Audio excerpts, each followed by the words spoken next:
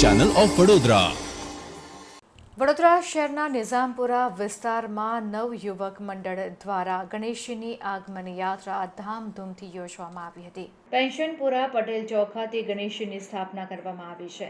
10 દિવસ ડીજે ઢોલ નગારા સાથે ગણપતિ બાપા મોર્યાના ગગનભેદી નારા સાથે જ 10 દિવસ સુધી ગણેશ ઉત્સવની ઉજવણી કરવામાં આવી રહી છે. શ્રીજી ભક્તોએ વાજતે ગાજતે ઘરે ગણેશજીની પધરામણી કરી છે.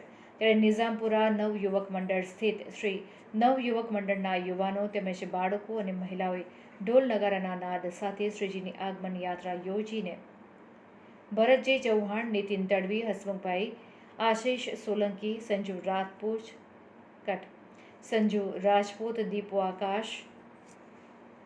દીપુ આકાશ ચૌહાણ, રાજેશ તડવી, હિરેન રાજપૂત, મેહુલ સોલંકી વગેરે આગમન યાત્રામાં ઉપસ્થિત રહ્યા હતા.